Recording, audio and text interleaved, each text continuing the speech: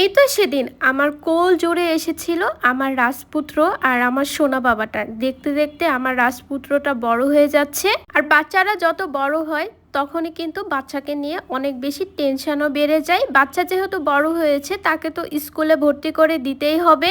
আসলে দিন যাচ্ছে আর তাকে নিয়ে আমার টেনশন বেড়ে যাচ্ছে। মনে হয় একটু চোখের আড়াল হলেই তাকে আমি চোখে হারাই, যে সে কি করছে না করছে ভাবতে ভাবতে আমি প্রায় একেবারে পাগলের মতো হয়ে যাই। আর এখন তো ভাবতেই অবাক লাগে, ছেলেকে স্কুলে ভর্তি করায় দিতে হবে, তাকে প্রতিদিন অনেক ঘন্টা আমার চোখের আড়ালে থাকতে হবে। না জানি তার কি হবে, সে কিভাবে থাকবে ওখানে। এসব ভাবতে লাগেই মনটা কিন্তু ভীষণ খারাপ হয়ে যায়, কিন্তু কিছু করার নাই, বাচ্চাকে তো স্কুলে দিতেই হবে। আর সবকিছু মিলায় আমরা মনে হয় ছোট বাচ্চাদের মায়েরাই বেশি টেনশনে থাকি, কারণ বাচ্চাকে বড় করা এতটা সহজ না। আর বিশেষ করে আমরা যারা একা হাতে বাচ্চা পালন করি তাদের তো অনেক বেশি কষ্ট হয়। আমরা যারা শহরে থাকি তারা কিন্তু সবাই একা হাতে বাচ্চা সামলিয়ে, সংসার সামলিয়ে নিজের সংসারটাকে আমরা টিকে রাখি বা সুন্দর করে সাজিয়ে রাখি। আর আমি কিন্তু আমার তানসিব বাবুর জন্য কারজান শপ থেকে এই সুন্দর সুন্দর ব্যাগগুলো নিয়েছিলাম। আর এগুলো কিন্তু 100% চায়না ইম্পোর্টেড, এগুলো কিন্তু প্রিমিয়াম কোয়ালিটির।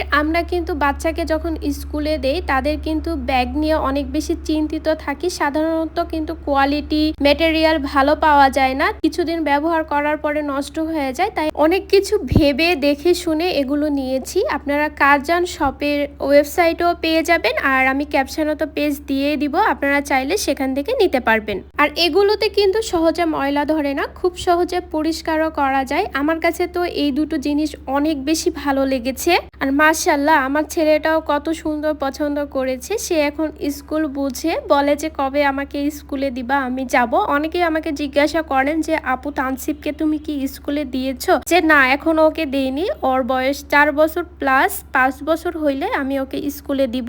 মাঝে মাঝে ছেলের কথা ভাবতেও আমার একটু অবাক লাগে। এই তো সেদিন সে হইলো, দেখতে দেখতে সে বড় হয়ে যাচ্ছে। এখন আমার ছেলেটা আমার দুঃখ বোঝে, আমার কষ্ট বোঝে, আমার হাসি মুখটা বোঝে। যদি দেখে যে আমি একটু মন খারাপ করে রয়েছি, সে সঙ্গে সঙ্গে বলে যে মা তোমার কি হয়েছে, তুমি একটু হাসি দাও হাসি দাও। তুতা পাখি আমার কত সুন্দর করে আদর করে। আসলে বাচ্চাদের কিন্তু ছোটবেলাটা অনেক সুন্দর না, একদিন সেও বড় হবে, বড় হয়ে অনেক দূরে চলে যাবে। আমি শুধু আপনাদের কাছ থেকে এতটুকুই চাই, আমার ছেলে যেন একজন ভালো মনের মানুষ হয়, আর একজন যেন ভালো মানুষ হিসেবে বড় হতে পারে। প্রত্যেকটা মাই চায় তার সন্তান যেন ভালো থাকে, সে ভালোভাবে বড় হয়ে ওঠে। আসলে সন্তানের সম্পর্কে যখন কিছু বলতে চায় না, তখন বুকের ভিতরটা কেমন যেন একটা করে ওঠে। এই ফিলিংসটা শুধু একমাত্র মায়েরাই বুঝবে। যখন ছোট ছিলাম তখন আমার মাও আমাকে বলতো যে একদিন মা হবে, সন্তান বড় হবে, সন্তান যখন দূরে থাকবে তখন বুঝবে যে কেমনটা কষ্ট লাগে। আর এখন থেকেই তো আমি সেই জিনিসটা ফিল করতে পারছি, যে সন্তানকে স্কুলে দিব, তারপরে আমি বাসায় একা একা কিভাবে থাকবো। মনের ভিতরে একেবারে সাহস পাচ্ছি না যে সে স্কুলে যায় কি করবে, কান্না করবে কিনা, সেখানে গিয়ে সে থাকতে পারবে কিনা। তো আপনারাও জানাবেন তানসিব বাবুর এই গিফট গুলো কেমন লেগেছে আপনাদের কাছে। আজকের মতো আমি এখানে রাখছি। আল্লাহ হাফেজ।